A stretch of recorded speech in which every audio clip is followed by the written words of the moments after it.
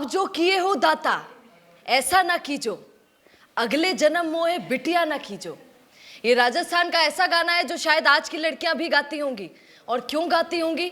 क्योंकि राजस्थान में एक प्रथा है जो आज भी चली आ रही है और सदियों से चली आ रही है, नाता भेजने की प्रथा।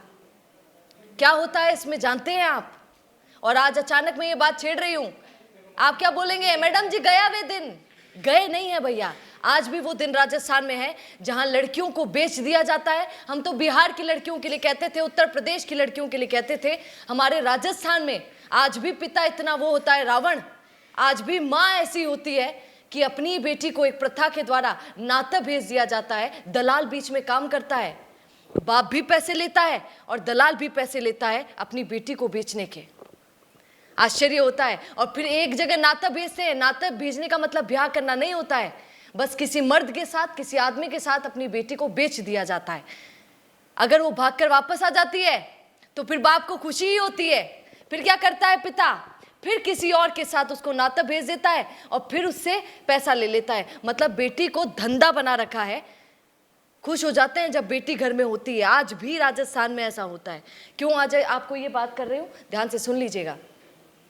हमारे पास एक लड़की का कॉल आता है। लड़की हमारे यहाँ झालावाड़ की लड़की है।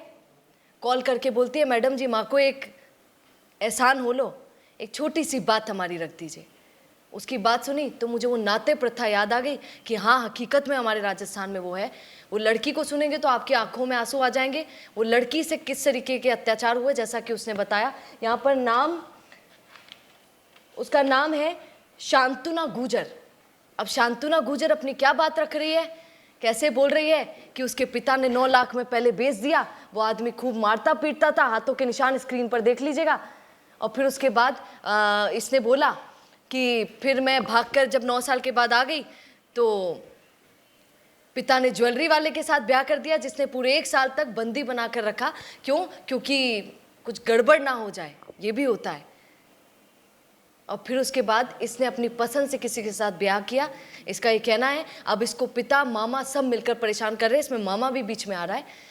फोटो सबकी दिखा देती हूँ आपको। ये मामा की फ़ोटो बताई जा रही है, लड़की ने बोला है, और ये पिता की फ़ोटो बताई जा रही है, ये भी लड़की ने बोला है। अब एक बार इस लड़की को सुन लीजिए, क्या कहेंगे ऐसी खबरों पर कमेंट जरूर कीजिएगा। इस बेटी को सुनिए राजस्थान की।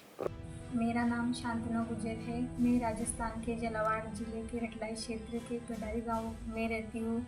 जब मैं 16 साल की थी तब मेरे मामा व समाज का दलाल देव सिंह ने मिलकर मेरा 9 लाख रुपए में सौदा कर दिया था। मुझे बिना शादी के ही कालाकुंडल निवासी बद्रीलाल जिस 10 दिन तक कैद करके रखा।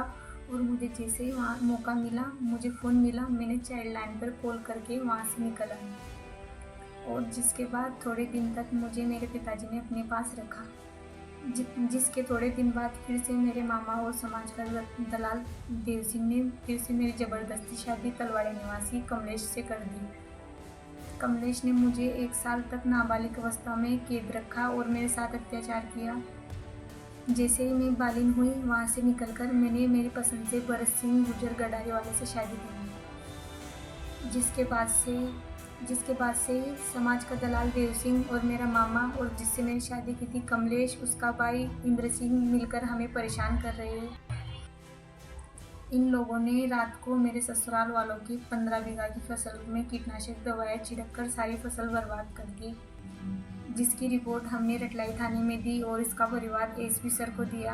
एसपी साहब ने हमें आश्वासन दिया था कि आगे से ऐसा कुछ नहीं होगा, पर फिर भी वो लोग नहीं माने। उसके बाद फिर उन्होंने मेरे सास ससुर और नानी सास पर रास्ते में रोककर लोहे के सरिये से मारपीट की, जिसकी रिपोर्ट हमने रटलाई थाने में लिखवाई और परिवार एसपी साहब को भी दिया था, पर अभी तक कोई कार्रवाई नहीं हुई। मेरे से समाज के दलाल 25 लाख रुपए और 10 लाख की ज्वेलरी मांग रहे हैं,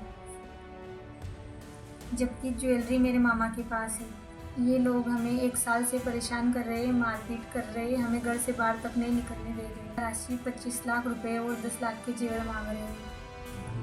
जिसके बाद समाज के पंचों की बैठक हुई थी, उसमें भी उन्होंने फैसला नहीं होने दिया और मेरे ससुर जी को धमकी दी कि उसे घर से उठाकर ले जाएंगे और मेरे ससुर जी को जान से मार देने की धमकी दी। जिसकी रिपोर्ट हमने थाना रटलाई में दी थी और परिवार एसपी साहब को भी दिया था, जिसकी भी अभी तक कोई कार्रवाई नहीं हुई। जिसके बाद मेरे बड़े ससुर जी समाज के प्रोग्राम में गए थे, तब कमलेश और उसका भाई इंद्र सिंह ने मिलकर मेरे ससुर जी पर पत्थरों से मारपीट की। अब ये लोग हमारे घर के आसपास चक्कर काट रहे हैं, हमें घर से बाहर भी नहीं निकलने दे रहे, हमसे 25 लाख रुपए मांग रहे हैं और बोल रहे अगर नहीं दिए तो हम जान से मार देंगे तुम्हें। मैं करीब 1 साल से जलावाड़ प्रशासन से मदद मांग रही हूँ, लेकिन अभी तक मेरी कोई कार्रवाई नहीं की। ये लोग मुझे 1 साल से परेशान कर रहे हैं। अब मेरे पास सुसाइड करने के अलावा और कोई रास्ता नहीं है और मेरी आत्महत्या का जिम्मेदार ये लोग रहेंगे। बिजनेस अच्छा हो सकता है, लेकिन अगर नाम नहीं दिखा तो पहचान कैसे बनेगी? अब टेंशन छोड़िए, द फैक्ट इंडिया आपके बिजनेस को देगा वो पहचान जो पूरे राजस्थान में हर किसी तक पहुंचे। न्यूज चैनल पर विज्ञापन, पॉडकास्ट और प्रमोशन के जरिए आप सीधे 5 लाख सब्सक्राइबर और 10 करोड़ से ज्यादा व्यूज तक अपनी पहुंच बना सकते हैं। तो देर किस बात की, आज ही द फैक्ट इंडिया से जुड़िए और अपने बिजनेस को बनाइए हर घर का नाम।